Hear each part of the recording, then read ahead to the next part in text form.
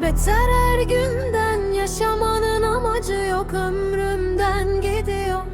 Gönlümden kopan hiçbir bok yok ama şahit yine ben. Katil yine ben. Öldürülemem ben, öldürülen ben, dövdürülen bacaklarım yaraydı, verdim ben. Ölüm ben gördüm, gözüm ağrıyor, kan damlıyor, ben dağılıyorum, olmuyor, topluyorum, baştan yazıyorum aga destanları. Tarih verin, anlam çıkarayım hadi, hastalık gibi bu sendromların. Dar yolları geride bıraktık, zaman akıp giderdi, bu yaşlarımdaydım. Kendi kendime karanlıklardayım, tanımadığın o sokaklarındayım. Rüzgar gelir elimize dokunur, gece karanlıkta ses net duyulur. Tabi cesur ortamdayız, duy gurur, hadi koştur biraz ama kaç parkur kaldı. Oturur taşlar yerini bulur, hadi kaldır, gecemize kadeh tokuştur. Nasıl bir yoldur aga, beni yordu biraz, insanlardan medet umdum.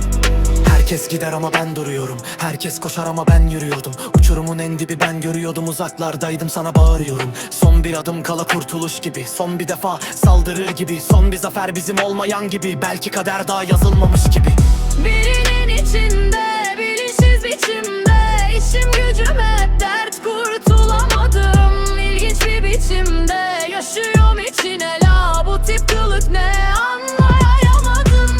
Birinin içinde, bilinçsiz biçimde, işim gücüm hep dert, kurtulamadım. İlginç bir biçimde yaşıyorum içine, la bu tip kılık ne anlayamadım. Başımı beladan uzak tutuyordum, tüm pisliklere göz yumuyordum. Boynun ağrıyor, sürgün yeri gibi kurşun vurur aga, kanun gibi. Kuşkum yok, vurgun bana göre değil, uygun zamanda görüyoruz abi. Sevdiğin anları kağıdına dök, terapistin yok, boğulursun demi. Azmini doğuruyor çardak, yerleri çaylak, geceleri kana bulanıyordur. Düz dur, yolun açık, iz bul kendine, bir gece çıldır insan mahvolur. Bazısı beni mecbur kılıyordur, önündedir ömünü görmüyordur. Belki damarları çekiliyordur, belki yavaş yavaş geriliyordur.